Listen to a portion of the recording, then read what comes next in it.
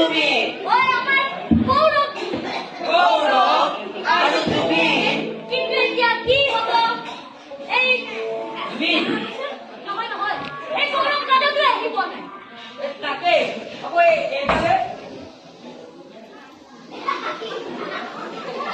কি এৰিয়া ওই নাচনী কেইজনো আহি পোৱা নাই নাচনী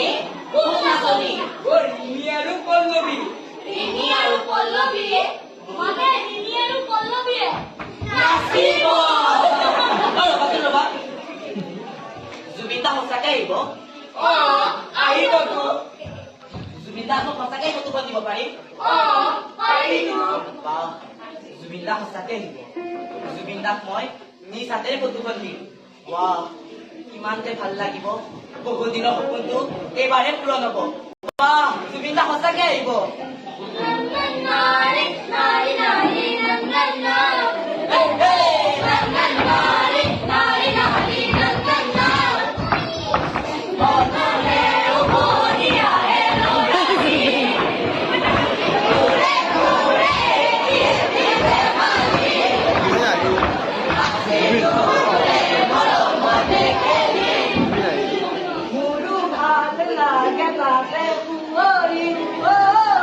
মনলে উভতি আহে ৰঙালী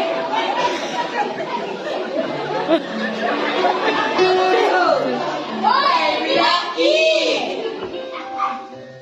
জুবিন আকৌ মই কাকো হেণ্টাও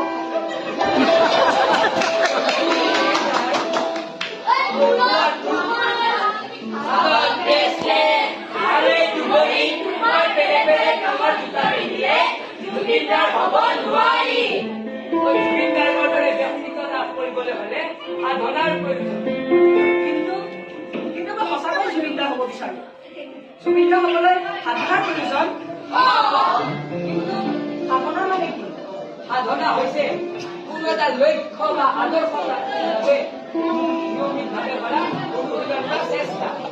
এইবাবে আমাৰ এই অনুশীলন কৰিবৰ বাবে আমি সদায় অনুশীলন কৰি যোৱা উচিত পিছে কৰিলে নাই যাওঁ তেনেহ'লে ঠিক আছে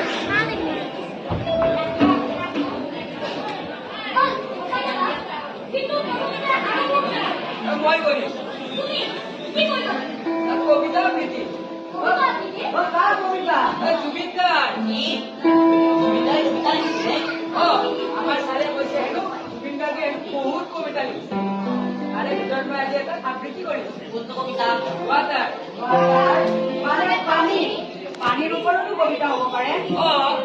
যেনেদৰে বিভিন্ন সময়ত বিভিন্ন কবিয়ে প্ৰকৃতিৰ উপাদানৰ ওপৰত কবিতা লিখিছিল এনেদৰে